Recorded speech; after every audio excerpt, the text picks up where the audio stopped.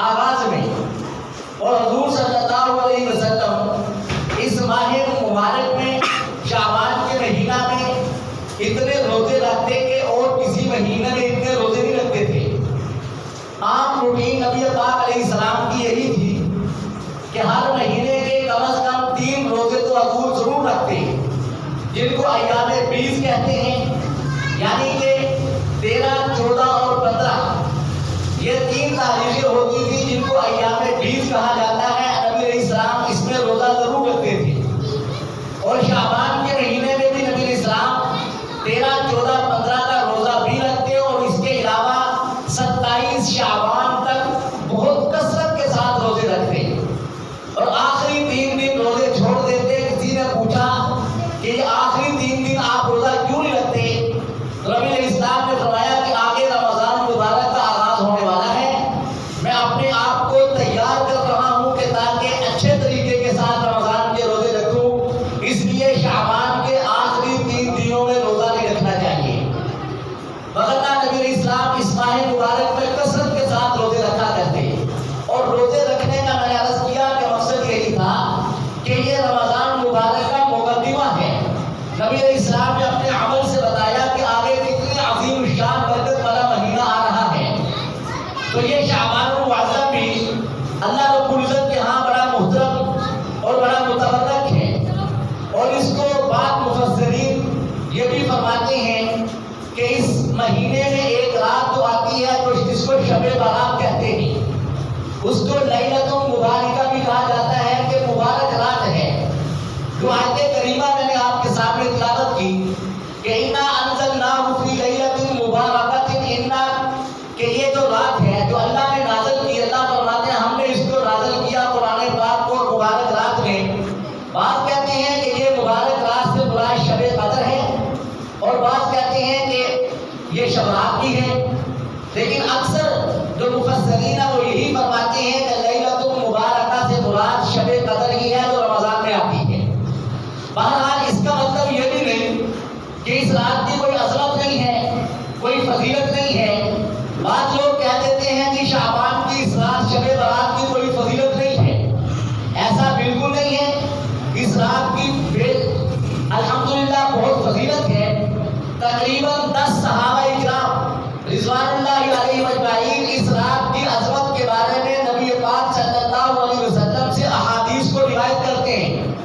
ان میں سے کچھ احادیث ایسی ہیں کہ جو کمزور ہیں، لیکن ایک قاعدہ ذہن میں رکھیے گا کہ ایک راوی حضور علیہ السلام سے ایک بات کو بیان کرتا ہے، لیکن اس میں روایت جو راوی ہے وہ کمزور ہے، جس کی وجہ سے وہ حدیث ضعیف ہو گئی، جس کو کمزور حدیث کہتے ہیں۔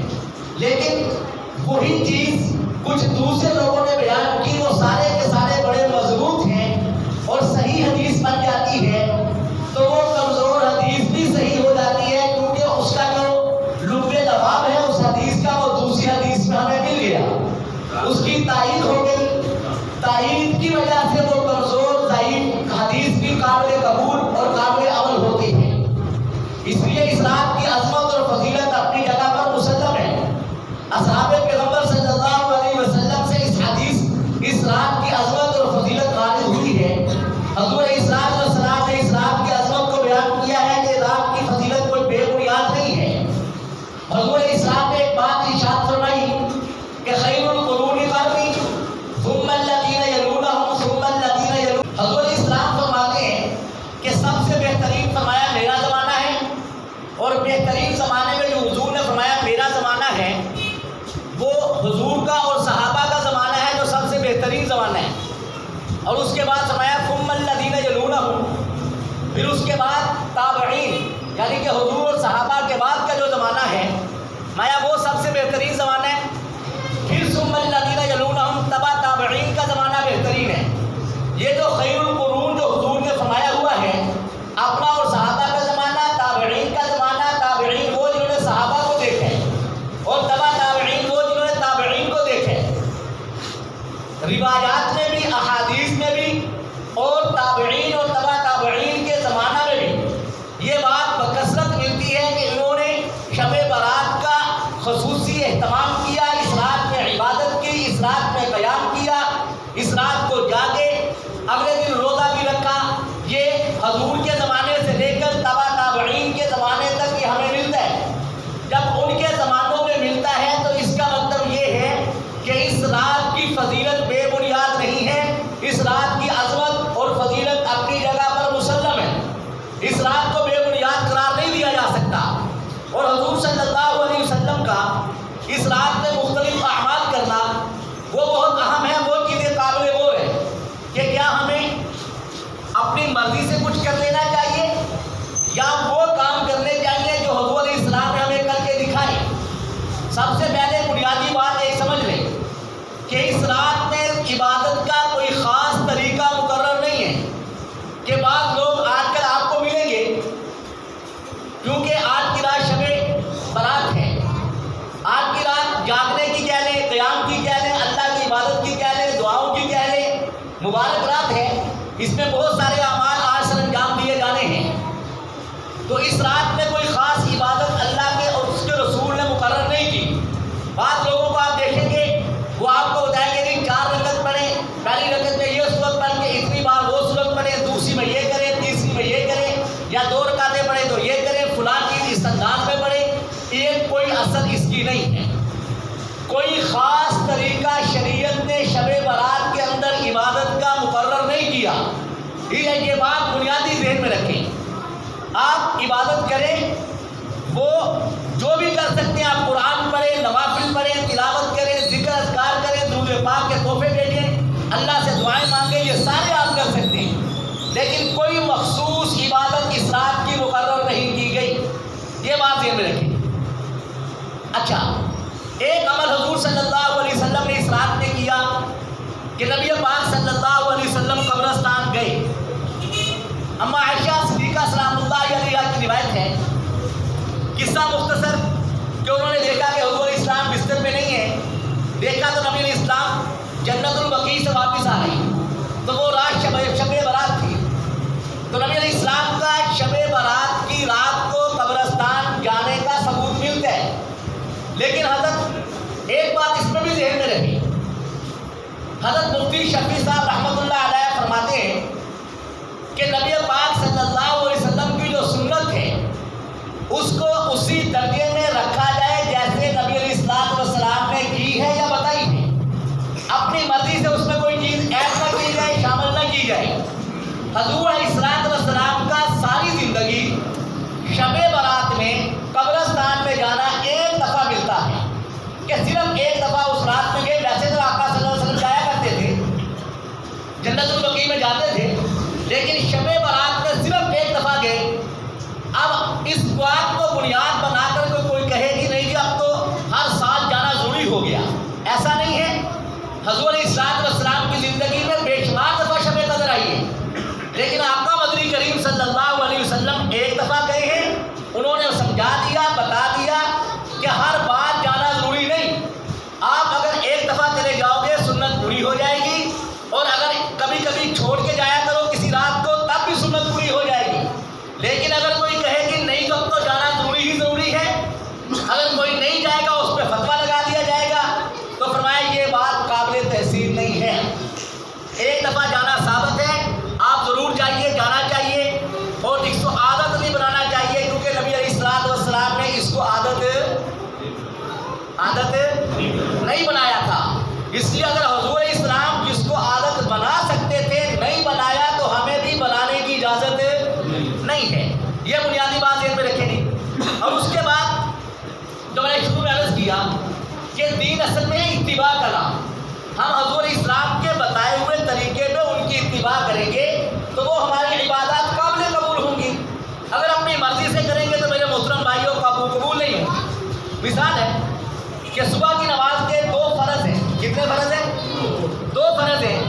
اور میں کہوں کہ نہیں یار اللہ کے سامنے سجدہ ہی کرنا ہے تو میں 4 رکعتیں پڑھ لیتا ہوں فرض کی, ہو جائیں گی؟ کیوں نہیں ہوں گی جناب؟ 2 رکعتیں زیادہ پڑھ رہا ہوں, 2 دفعہ سورہ فاتحہ بھی پڑھی زیادہ, تسبیحات بھی پڑھی, میں نے رکوع بھی کیا, 2 سجدے 4 سجدے بھی زیادہ کیے, 2 رکوع بھی کیے, اللہ کی حمد و ثنا بھی کی, پھر کیوں نہیں قبول ہوگی؟ ہونی تو چاہیے نا کہ میں نے کون سا غلط کام کیا ہے, میں نے کون سا گناہ کیا ہے. جیسے عام لوگ کہہ دیتے کہ ہم کون سا غلط کام کر رہے ہیں؟ اگر ہم نے یہ کام کر لیا کون سا غلط کر دی ہے؟ لیکن اگر 2 رکعت کی جگہ میں 4 پڑھ کے ثواب نہیں کماتا، گناہ کماتا ہوں اور اپنے وہ 2 فرض بھی ضائع کر دیتا ہوں جو اصل میں ہیں، تو میرے محترم دوستو بات وہی ہے کہ دین کس چیز کا نام ہے؟ اتباع کا۔ کس چیز کا نام ہے؟ اتباع، پیروی کا، حضور علیہ الصلوۃ والسلام کی بات کو ماننے کا۔ میری مرضی کا نام دین نہیں ہے۔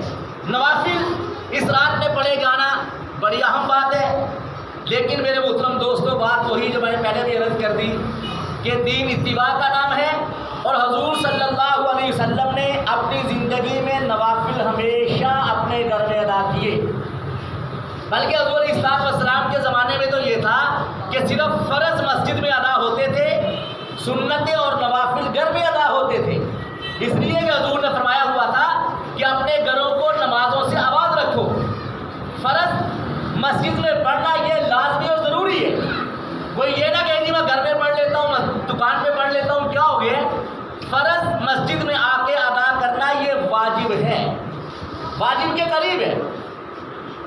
اس کو آپ بلا وجہ اپنے گھر میں یا مسجد میں نہیں پڑھ، وہ اپنے گھر میں یا دکان میں نہیں پڑھ سکتے ہو۔ آپ جماعت کے ساتھ مسجد میں آ کے نماز پڑھنا یہ واجب کے قریب ہے۔ اس لیے جو حضور نے فرمایا کہ جس کو گھر میں پڑھو اس کو پڑھو۔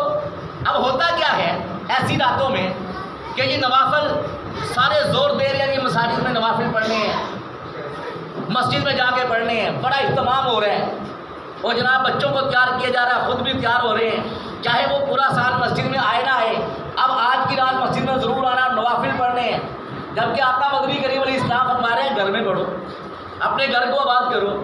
نفل ہے کیا میں یہ آپ کو بتاتا ہوں، یہ کیسی خاص چیز ہے جس کو ہم نے غلط کر دی ہے۔ نوافل کا اہتمام گھروں میں کیوں؟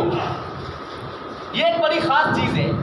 حضور اسلام فرماتے ہیں فرض نماز مسجد میں پڑھو، سنتیں اور نوافل گھر میں پڑھو، لیکن جب دیکھا گیا فقہا نے دیکھا کہ سنتیں لوگ گھر میں جا کے پڑھتے نہیں ہیں تو انہوں نے کہا کہ مسجد میں سنتیں پڑھ لیں لیکن کوشش کریں کہ نفل گھر جا کے پڑھیں۔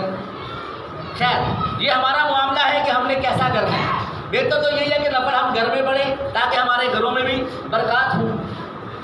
نفل کیوں اللہ تعالیٰ کے نبی اس پہ زور دے رہے ہیں کہ نفل کی نماز نہیں ہوتی؟ نفل کی نماز تو ہے ہی حرام، مکروہ تحریمی، اگر پڑھو گے گناہ ہوگا، مکروہ تحریمی ہے، حرام کے قریب ہے، نفل نماز ہوتی نہیں ہے۔ نماز جماعت کے ساتھ وہی ہوگی جو حضور صلی اللہ علیہ وسلم نے بتائی ہے، وہ فرض نماز ہے، وہ تراویح کی نماز ہے، نماز کسوف ہے، نماز خسوف ہے جو چاند گرہن اور سورج گرہن کے وقت پڑھی جاتی ہیں، وہ حضور نے پڑھ کے دکھائی ہیں۔ اس کے علاوہ عیدین کی نمازیں ہیں، اس کے علاوہ کوئی نماز ایسی نہیں جو آپ باجماعت پڑھ سکتے ہیں، اور رمضان شریف میں وطر پڑھنے باجماعت، اور کوئی نماز جس کا حضور سے ثبوت نہیں ملتا کہ آپ اس کو جماعت کے ساتھ پڑھیں۔ نفل کا تو ویسے ہی مکروہ تحریمی فرما دیا کہ یہ حرام کے قریب آپ اس کو باجماعت نہیں پڑھ سکتے ہو۔ اب ہمارے یہاں کیا ہوتا ہے، صلاۃ التسبیح کا بورڈ لگا دیا، اب جناب باقاعدہ نماز کے ساتھ وہ تسبیح پڑھی جا رہی ہے، صلاۃ التسبیح، جبکہ ہوتی ہی نہیں ہے سرے سے۔ اور اس میں ایک اور قباحت بھی پائی جاتی ہے دوسری کہ عورتیں نماز کراتی ہیں، بعض جگہ پہ عورتوں کو عورتیں کرا دیتی ہیں، حالانکہ عورتوں کی کوئی بھی نماز جائز نہیں ہے کہ وہ باجماعت کروائیں، مکروہ تحریمی ہوگی، مکروہ تحریمی ہے۔ آپ جناب وہاں عورتیں تو ویسے نہیں کروا سکتی، مرد بھی نفل نماز باجماعت نہیں کروا سکتا۔ اب نفل اکیلے پڑھنے پہ حضور اسلام زور دیتے کیوں؟ آپ اس کو ایک مثال سے سمجھیے گا۔ ایک بادشاہ ہے، اس کا دربار ہے جس میں جناب وزیر بیٹھے ہیں، مشیر بیٹھے ہیں، عام لوگ بھی آ رہے ہیں، اپنی بس باتیں لے کے آ رہے ہیں۔ یہ ہے دربار، بادشاہ کا عام دربار، جس کو کہتے ہیں بادشاہ کا دربار عام لگا ہوا ہے۔ اور میرے محترم دوستوں، بادشاہ کا ایک دربار ہوتا ہے خاص، اور اس خاص دربار میں اسی کو پتہ ہوتا ہے جو خاص دربار میں جا رہا ہوتا ہے۔ اب بادشاہ ایک آدمی کو کہتا ہے کہ تم میرے پاس رات کو 9 بجے اکیلے آنا، میں نے تم سے کوئی خاص بات کرنی ہے۔ اب وہ بندہ بادشاہ کے لیے کوئی اہمیت رکھتا ہے تو بادشاہ نے بلایا اس کو کہ رات 9 بجے آنا اور اکیلے آنا، میں نے تم سے کوئی خاص بات کرنی ہے۔ اب وہ بندہ کیا کرتا ہے، بڑا خوش ہوا خوش ہونے والی بات بھی تھی۔ اب وہ نہایا دھویا کپڑے بدلے، اپنے دوستوں کو فون کیے، اپنے دوستوں سے رابطہ کیا، ان کو ساروں کو اکٹھا کیا، ایک بڑا سا مجمع اکٹھا کر کے بادشاہ کے پاس چلا گیا۔ جبکہ بادشاہ نے اس کو کہا تھا کہ 9 بجے کے قریب آنا اور اکیلے آنا، خاص بات کرنی ہے، یہ بڑا مجمع لے کر چلا گیا تو بادشاہ خوش ہو جائے گا؟ بادشاہ کا تو دماغ خراب ہو جائے گا کہ تجھے اپنی اہمیت کا بھی پتہ نہیں چلا کہ تیری اہمیت کتنی میں نے بنائی تھی، تو نے اپنی اہمیت کو ہی نہیں جانا کہ تو اتنا بڑا مجمع اٹھا کے لے کے آئے۔ میرے محترم دوستو، نماز فرض کی ہم پڑھتے ہیں، صلاۃ کسوف اور خسوف پڑھتے ہیں، تراویح پڑھتے ہیں، عیدین کی نمازیں پڑھتے ہیں، رمضان شریف میں ہم وتر کی نماز باجماعت پڑھتے ہیں۔ یہ اللہ کا عام دربار ہے جس میں سب نے آنا ہے اور اکٹھے ہو کے آنا ہے، سب نے مل کے آ کے اللہ کے سامنے پیش ہو کے اپنی التجائیں اور اپنی حاضری پیش کرنی ہے۔ اور یہ نوافل اللہ نے آپ کے لیے، ہر بندے کے لیے خاص کر رکھے ہیں کہ ہر بندہ میرے پاس اکیلا آئے اور اپنی میرے ساتھ بات کرے۔ اور ہم کیا کرتے ہیں؟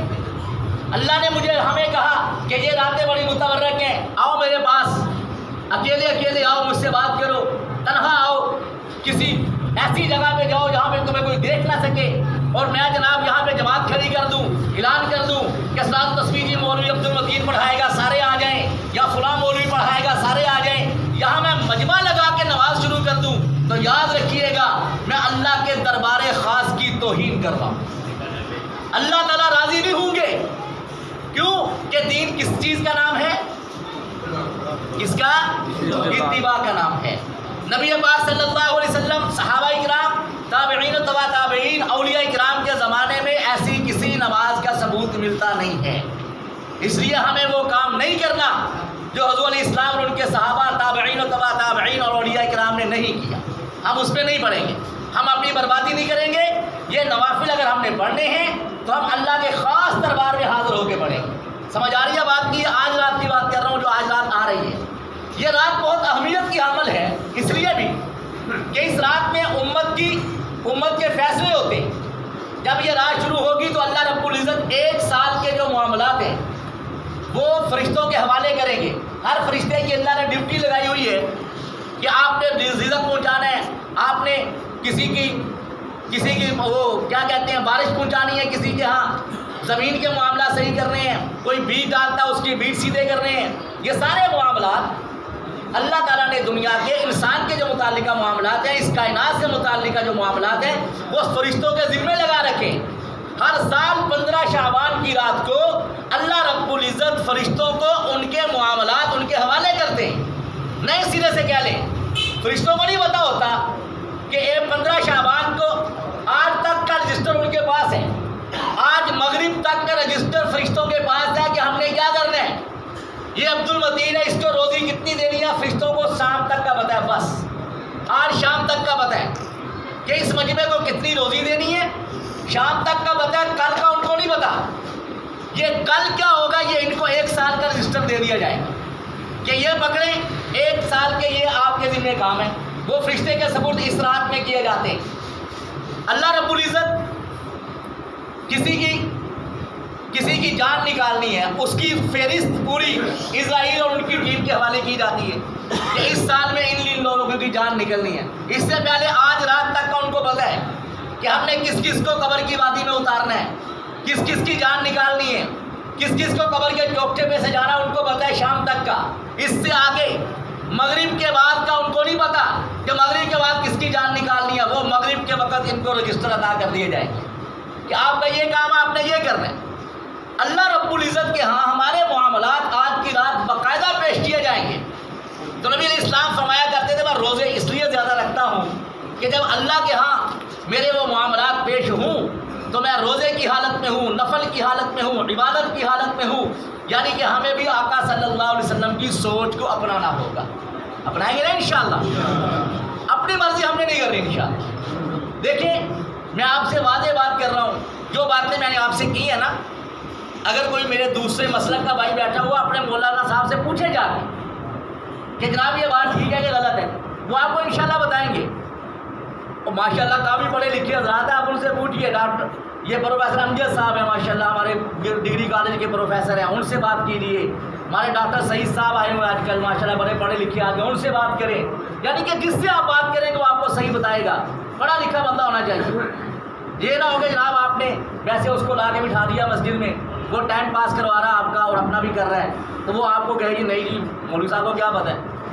بہرحال یہ آپ کی باتیں بتا رہا ہوں الحمدللہ پوری ذمہ داری کے ساتھ۔ تو میرے محترم دوستو، بات یہ ہے کہ میں نے جیسے عرض کیا کہ یہ خاص لمحات ہیں نوافل کے، جو اللہ کے سامنے ہم نے اپنے آپ کو پیش کر کے رکھنے ہیں، اور اپنے رب کے ساتھ جب ہم اس انداز میں بات کریں گے انشاءاللہ العزیز، اللہ تعالیٰ بھی ہمیں مایوس نہیں کریں گے۔ یہ آج کی رات بھی اور ہر رات کو جب رات کا تیسرا حصہ گزر جاتا ہے تو اللہ رب العزت آسمان دنیا پہ تشریف لاتے ہیں اور وہاں پر اپنے بندوں سے ہم کلام ہوتے ہیں۔ ہے کوئی مغفرت چاہنے والا کہ اس کو میں مغفرت کر دوں؟ ہے کوئی بخشش چاہنے والا کہ اس کو بخش دیا جائے؟ ہے کوئی مانگنے والا کہ اس کو عطا کر دیا جائے؟ یہ ہر رات ہوتا ہے، لیکن شب برات میں مغرب کے وقت یہ آوازیں شروع ہو جائیں، جاؤ بھائی اللہ رب العزت کا خاص دربار لگ گیا ہے، اپنی مغفرت مانگو، بخشش مانگو۔ اور میرے محترم دوستو، اللہ تعالیٰ کے نبی صلی اللہ علیہ وسلم فرماتے ہیں اس رات کی عظمت کے بارے میں کہ اس رات کو قیمتی بناؤ۔ کیوں کہ اللہ تعالیٰ اتنے لوگوں کی بخشش فرماتے ہیں کہ جتنی بکریاں بنو کلب کی ہیں، بنو کلب کی بکریوں پہ جسموں پہ جتنے بال ہیں، اللہ کے نبی فرماتے ہیں ان کے بالوں کے بقدر اللہ رب العزت کی ذات اپنے بندوں کی بخشش کرتے ہیں۔ بنو کلب کی بکریاں کیا تھیں؟ وہ عرب کا قبیلہ ایسا تھا کہ سب سے زیادہ بکریاں ان کے پاس ہوتی تھیں، ہزاروں کی تعداد میں، اس سے بھی زیادہ ہوں گی۔ وہ سب سے بڑا قبیلہ تھا، بکریوں کے اعتبار سے سمجھا جاتا تھا کہ ان کے پاس بکریاں بڑی ہوتی۔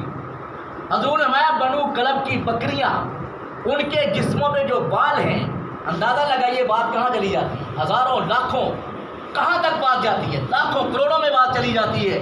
اللہ تعالیٰ فرمایا نبی علیہ السلام نے کہ بخشتے ہیں اپنے بندے کو۔ تو میرے محترم دوستو، اس رات میں بخشش کا حصول بہت آسان ہے، لیکن ہم اپنی بخشش کروانے والے بن جائیں۔ اللہ ہم سے ایسے معاملات کروا لے کہ آج کی رات ہم اللہ اپنے رب سے بخششیں کروا لیں، اللہ ہمیں اس کی توفیق دے دے۔ لیکن اس رات میں کچھ لوگ ایسے بھی ہیں جن کی نہیں بھی بخشش ہوتی، وہ بھی بڑے بدنصیب ظاہر ہوں گے۔ شراب پینے والا کوئی بخشش نہیں اللہ نے فائز کی ہوتی، شرک کرنے والا کوئی بخشش نہیں ہے اس کی، ماں باپ کا نافرمان اس کی کوئی بخشش نہیں ہے، اور جادو کرنے والا اس کی کوئی بخشش نہیں ہے۔ اور بعض روایات میں آتا ہے کہ جو ہمارے کیا بولتے ہیں اس کو، گٹے، گھٹنا ہمارا یہ ہوتا ہے، ٹخنا کہہ لیں، پنجابی میں گٹا کہہ لیں۔ میں اگر جو بندہ اپنی شلوار کو یہ گٹے سے نیچے رکھے گا نا، یہ گٹے ڈانپ کے رکھے گا، اس کی بھی بخشش نہیں ہوتی۔ اس میں ہم لوگ بڑے ملوث ہیں کہ نہیں؟ سارے ملوث ہیں۔ اللہ ہمیں اس پر بھی عمل کرنے کی توفیق دے۔ میرے محترم دوستو، ہم نے اپنے آقا صلی اللہ علیہ وسلم، یہ رات اتنی عظیم ہے کہ سب کی بخشش ہو رہی ہے، اور جن کی میں بات کر رہا ہوں ان کی بخشش نہیں ہو رہی، اور وہ بھی اس میں شامل ہے جو لوگوں سے تعلق توڑتا ہے، دنیا کی بنیاد پہ جو تعلق توڑتا ہے، فرمایا اس رات میں اس کی بخشش بھی نہیں ہوتی۔ ایسی عظیم رات میں بھی بخشش نہ ہو تو ہمیں سوچنا چاہیے۔ جو فیس بک پہ، یہ سوشل میڈیا میں جو چلتی ہے نا، معافی دے دیں، معافی دے دیں، میں نے جس کا دل دکھایا، جاؤ بھائی، جس کا دل دکھایا اس کے بعد خود جاؤ۔ یہ فیس بک پہ معافیاں مانگنے سے معافی نہیں ملا کرتی، جانا پڑتا ہے۔ ایسا نہیں ہے، معافی اتنا آسان کام نہیں ہے، اللہ سے تھوڑی مانگ رہے ہو، بندوں سے مانگ رہے ہو۔ بندہ جب تک معافی نہ دے معافی نہیں ہوا کرتی۔ اس رات میں بھی اللہ ہمیں عمل کی توفیق عطا فرمائے۔ ایک دو چیزیں اور بھی کہ اس رات میں جو معاملات ہوتے ہیں، کہ آج کی ایک چیز خاص کی ہوئی ہے ہم لوگوں نے کہ اس رات میں جناب باقاعدہ حلوہ تیار کیا جاتا ہے۔ آج کے دن اس کی کوئی شریعت میں حقیقت نہیں، اور جو آج کے دن اسپیشلی طور پہ کر رہا ہے وہ بدعت کر رہا ہے، دین کے اندر نئی بات پیدا کر رہا ہے، اس کی شریعت میں کوئی اصل نہیں ہے، نہ حضور نے کی، نہ صحابہ نے، نہ تابعین تبع تابعین نے، نہ اولیاء کرام نے کی۔ اس لیے اس سے بچنا ضروری ہے، اور پوری ذمہ داری سے کر رہا ہوں الحمدللہ بات۔ اور اس کے بعد آج کل تو پتہ نہیں ہوتا ہے کہ نہیں ہوتا، پہلے ہوتا تھا، اپنے چھت کی ساتھ وہ چراغا کر دیا، موم بتیاں لگا دی، آگ لگا دی۔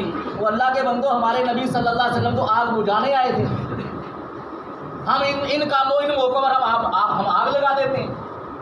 ہمارا کیا کام ہے اس چکر سے؟ یہ تو مجوسیوں کا طریقہ ہے کہ وہ آگ کی پوجا کرتے ہیں، متبرک سمجھتے ہیں۔ ہمارا کیا کام ہے آگ لگانے سے؟ ہمارے نبی آگ بجھانے والے، ہم بھی آگ بجھانے والے، ہم آگ لگانے والے نہیں ہیں۔ اس لیے وہ کام کوئی نہیں کرنا ہم نے جو ہمیں آقا علیہ السلام، صحابہ اور دیگر لوگوں سے نہیں ملتا۔